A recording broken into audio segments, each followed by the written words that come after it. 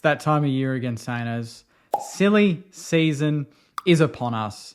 The next 2 to 3 weeks is going to be absolute chaos. Twitter, Big Footy, Sensational, all the media outlets. It is draining. I know it is for everyone to go through all the rumours, who's coming in, who's leaving, what picks are we getting, what the hell's going on at the club with all the crazy news that's coming out, and seemingly every day there's a different player that's on the way out. I figured trade talk presented by Saints TV, I think it's the way to go. I'm going to try and collate as much as I can in a very short and simple format. And if anyone is curious about what's going on at the club, this is the place to be, and we can just talk about it, whether it's real or not. I'm obviously going to try and get as much truth as I can, but we're going to also go through all of the big news, or news as they call it, that they release every day. And there's already a new one this morning, so that is something we can get straight into, is that from what they've talked about on SEN, the trade bell, Sam Edmund, who has released a couple of interesting things the last couple of days. He has come straight out and basically announced that Essendon are very, very keen on Jack Bytel. And that's not really new news. That's something that I released, I think, maybe a month or two ago, that they were into him. And obviously Jack Bytel's 2022 wasn't really the one that we were expecting, and probably not the one that he was expecting. He played a lot of his footy at VFL level, really didn't crack into our midfield, and he's one player that I really do want to keep. He's one player that I really think that our midfield could use in the next 5 to 10 years. Whether the club think that or not, I'm not too sure, but Essendon, they've got a pretty stacked midfield as it is. I don't really see him breaking into that midfield as much as he would ours, but they're a club that are quite keen on Jack Bytel. So that's one to keep a close eye on. I think that we'd be silly to let him go. I think I'd really want to keep him for one more year and sign him on for one more year and see what happens. But Essendon into Jack Bytel, one to keep an eye on. Now, the one that's obviously been doing the rounds the last couple of days is Hunter Clark. He's obviously very... I guess his future is very up in the air. Right now, it's sitting at a bit of a crossroads, whether we keep him or whether he leaves. And that was news last week, that he was one that was being shopped around, but, you know, not one that was definitely going to leave. It was whether we would get a decent sort of offer for him. You know, if it was the perfect offer as a first-round pick, that's something we would consider. The shock over the last 24 hours is that it looks like he could well be on his way to North Melbourne for as little as a second-round pick. A second-round pick for Hunter Clark, I really don't know. Like, that would set off a few alarm bells for me. I don't know about you guys, but I feel like it's first round or not. Like, I think he's 24 or 23, maybe younger. He's played 60-odd games. He's been injury-riddled the last couple of seasons.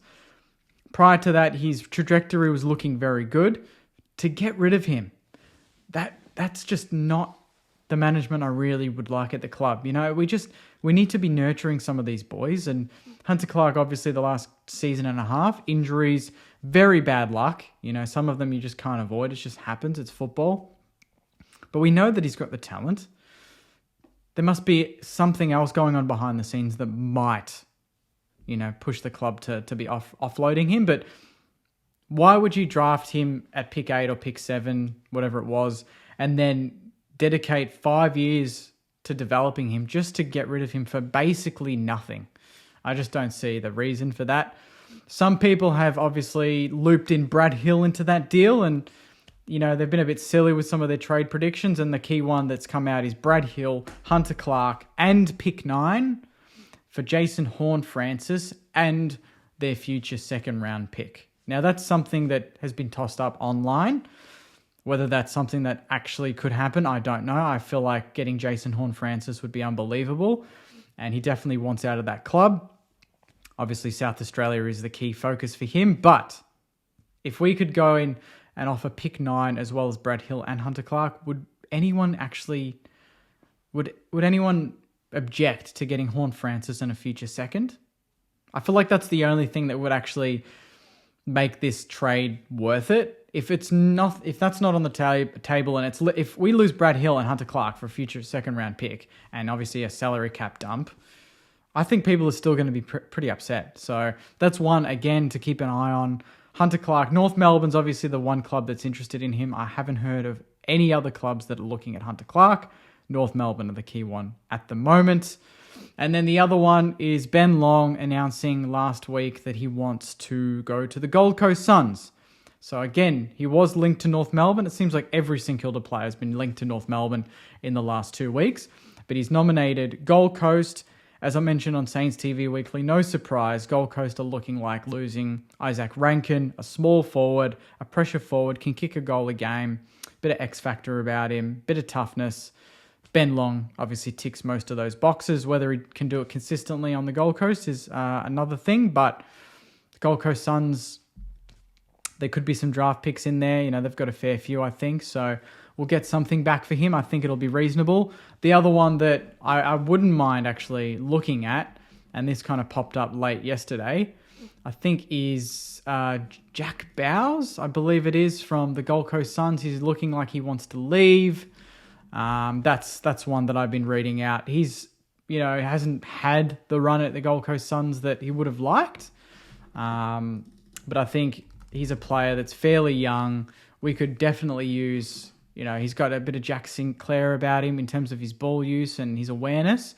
He should definitely be on the radar for us. Whether we can get him, as a trade for Ben Long, I think would be fair.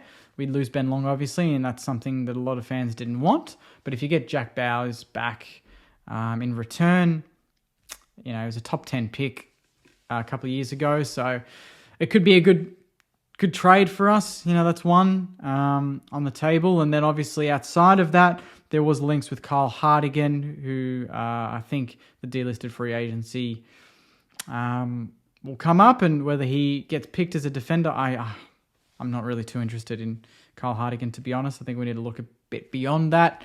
And then Lloyd Meek is the other one from Fremantle. As of yesterday, there were as many as 6 clubs interested in him, St Kilda being one. But obviously we've got Rowan Marshall, we've got Jack Hayes, we've got Max Heath, and then, we've got Paddy Ryder retiring. So do we persist with Rowe and then Jack Hayes? Is Lloyd Meek on the radar? That's another one to keep an eye on. So there is a lot happening behind the scenes. Any news, any big news that drops and I have a chance to do a video, I will absolutely do it to keep everyone updated. It is, I think, a big 2 weeks for the club. I have heard internally that a fair few players are going to be exiting in the next week or two, 6 to 8 players potentially. Don't quote me on that, but I've just heard a few whispers that there could be a lot of changes.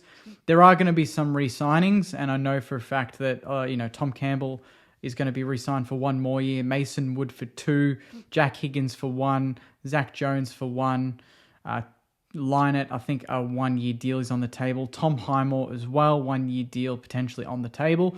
So outside of the trade news, that could be some good news as well to get some of these players locked away, because there has been a lot of talk of losing a lot of good players, especially Tom Highmore. I think would be another one that would hurt if he'd left. I feel like he'd do very well at another club. He's one that I definitely want to keep. So that's kind of where we're at the moment, saying is in terms of incoming and outgoing. I didn't mention, though, Jordan De Goey yet to re-sign at Collingwood. Craig McRae came out in the presser, after the prelim final loss and mentioned that he really wants them to sort that out. And obviously that's linked to Brodie Grundy going to Melbourne. But I think that Jordan De Goey, the longer he goes without re-signing, the quieter it gets. I think the better it gets for St Kilda. And whether you want him or not, you look at his final series and you can see why, he's a player that we would be keen on, because we don't have a player that plays the way he does. And his performances in the 3 finals were pretty exceptional. He was close to best on ground for Collingwood in every single game. So that's one to keep an eye on. There is obviously so much more going on, but that's kind of my compacted version of I guess the trade period so far, or the trade rumors going around. Anything else that pops up, I will let you guys know. And if you've heard anything and you want to share, put it in the comments and let's have a discussion. Anyway, guys, thanks very much for watching. Hopefully you appreciate this new series that I'll hopefully be able to continue in the next couple of weeks over trade period. If you like it, please like the video. If you've got some thoughts or some rumors or some news, put it in the comments and share it if you want to. And then obviously, most importantly, subscribe and you'll be notified on all future trade videos as well as all future content on the Saints TV YouTube channel. So thanks for watching, Sainers. Hopefully you enjoyed the video. As always, enjoy the rest of your week and go you mighty Sainers. See you guys.